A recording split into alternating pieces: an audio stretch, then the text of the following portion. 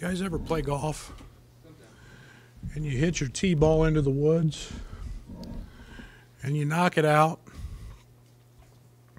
got about 175 in, hit your 7-iron to about 2 feet and make the putt and get your par and move the hell on?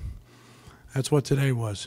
You don't draw pictures, but we got that thing in the left-hand column, and we haven't been in that situation, having to lead and having to protect it, and sometimes until you go through it, it was a challenge. Give UNLV a lot of credit. Their best offense is literally offensive rebounding, throwing it on the glass and go to get it. We knew that.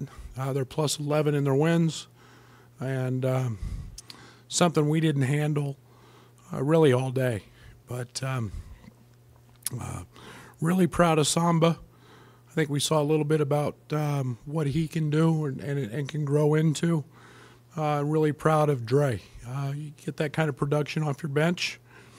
We knew Trent was somewhat gimpy.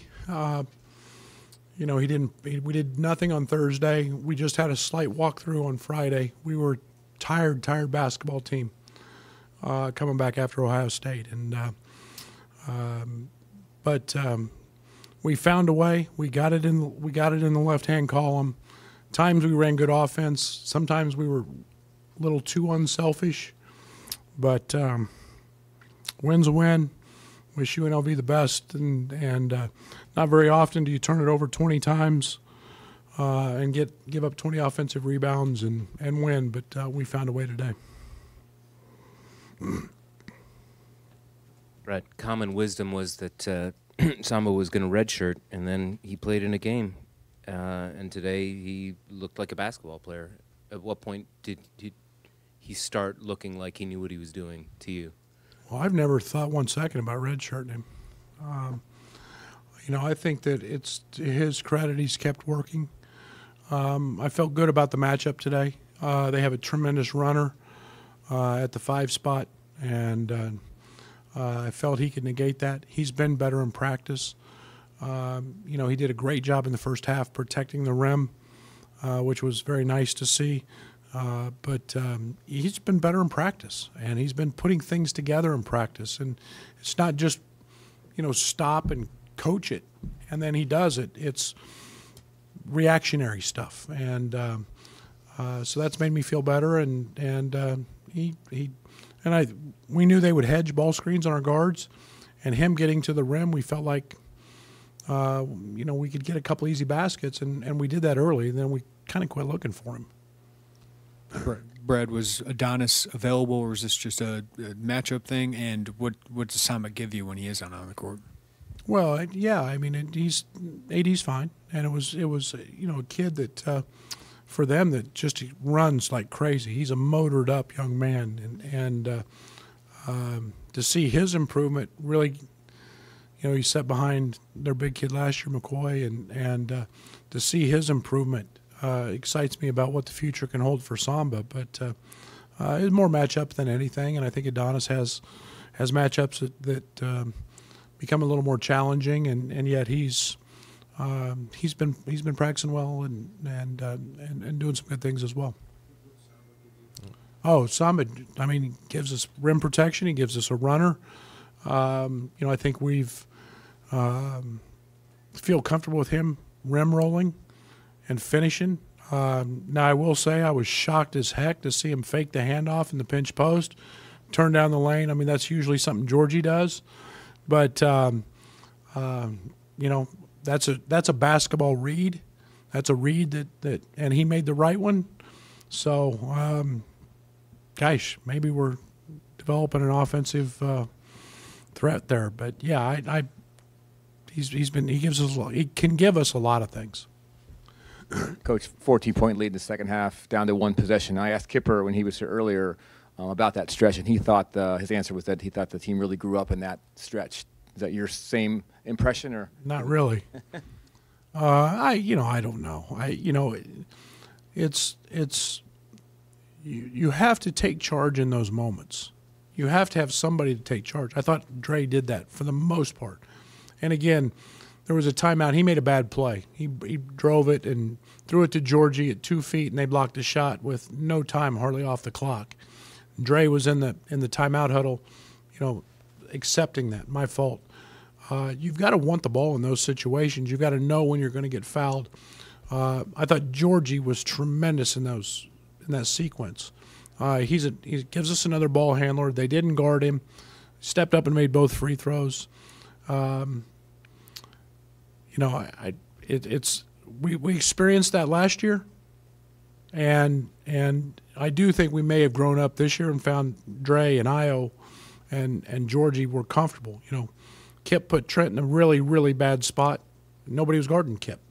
And he threw the ball to Trent, and Trent wasn't expecting. He was breaking to the sideline doing what he was supposed to do, and then Trent made a great play just to keep it alive. But, you got to want when you're a player, you want to thrive in those situations. And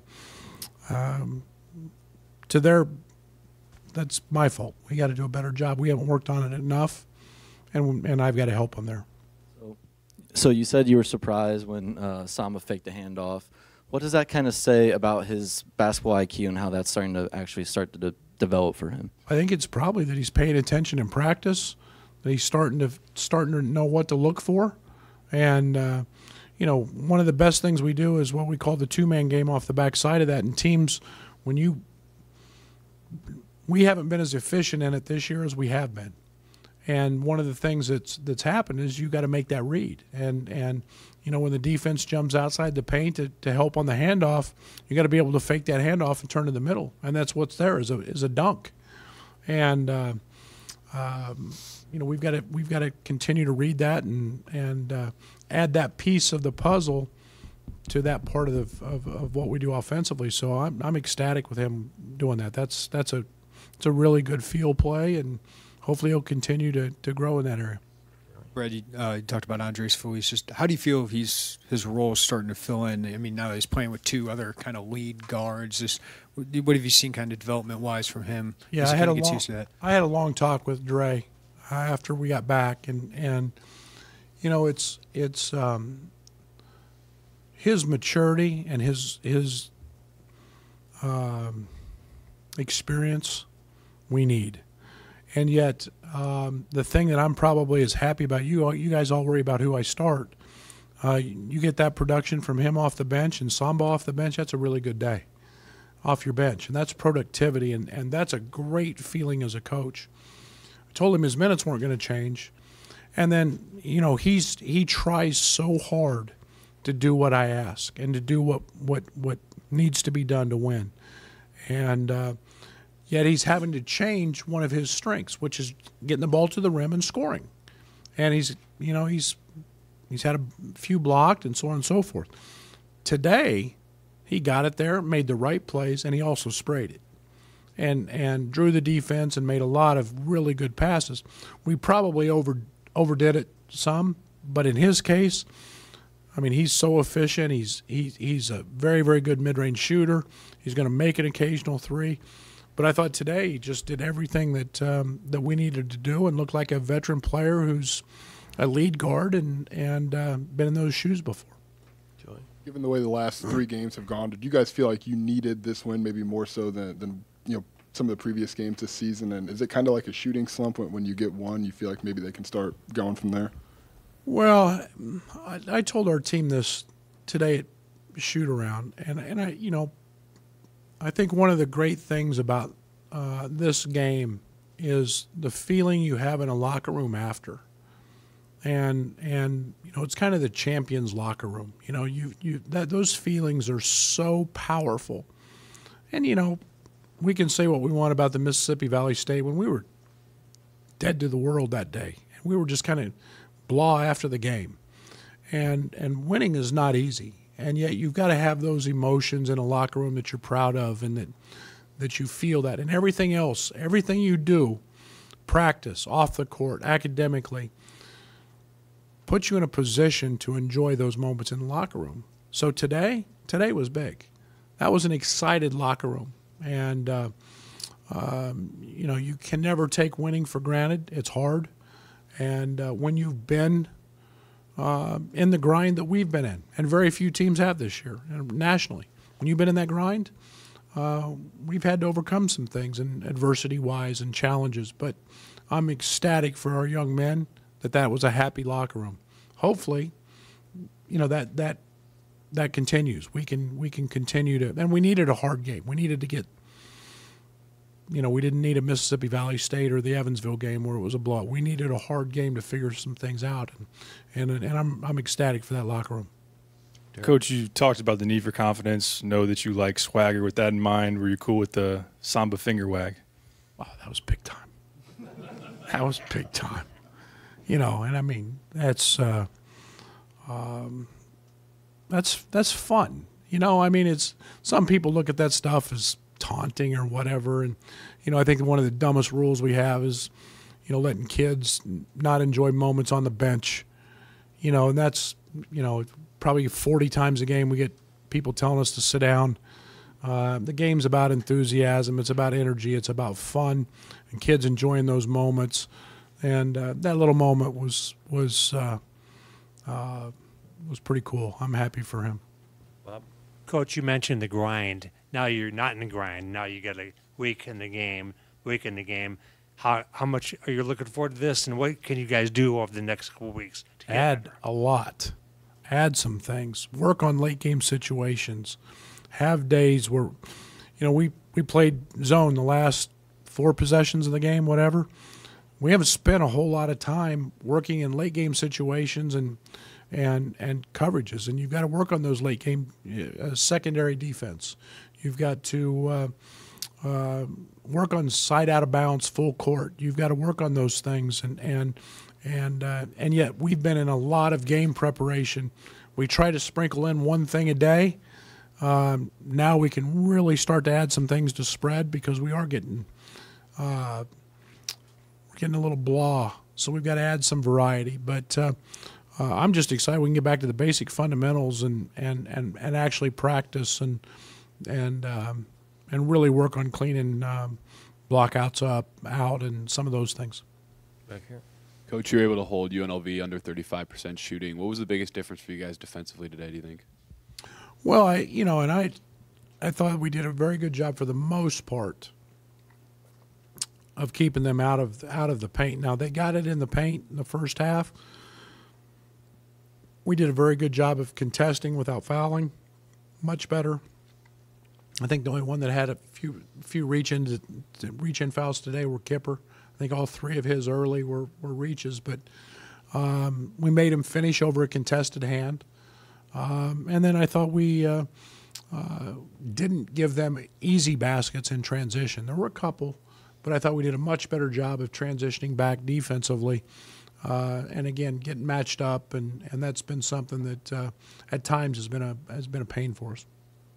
Samba went to school with 34 for them. They kind of came up through this process together. Were you aware of how close they were, and how important was it for him to see what that development looks like as he gets older here?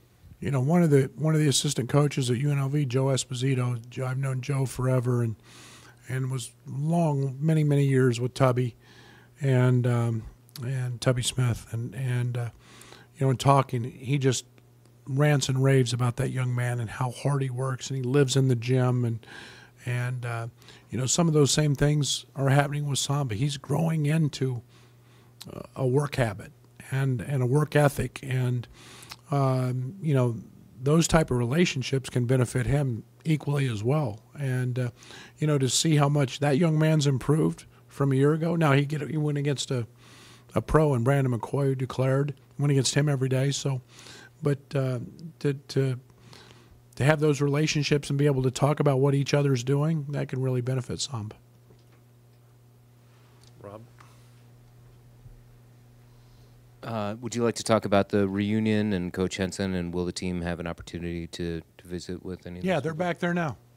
And I think the one thing that drew me to this program, it's always there's very few programs in the country that have the prestige, the history, the tradition that this one does. And I've said it many times. You guys are tired of hearing me say it. It was the 11th ranked program in the history of college basketball. And for those guys to know that this place is always home, to come back, they wore the jersey, and be able to rekindle friendships, tell old stories, talk about games that happened in the assembly hall when they played or Huff when they played. That's what makes basketball so special. And for our players to know that they can walk in there, and when their time is up and their jersey is not being worn anymore, and have those relationships and brotherhood that they have, that's family. And that's what makes Illinois basketball very, very special. To have them back here today in the State Farm Center, in front of the and accept the adulation that they all deserve. And it doesn't matter if you were a 20-point game scorer or a 2-point a game scorer. When you have sweat equity in a program, you deserve that. And I'm ecstatic that they got to come back and stand in front of the crowd and have a little fun today.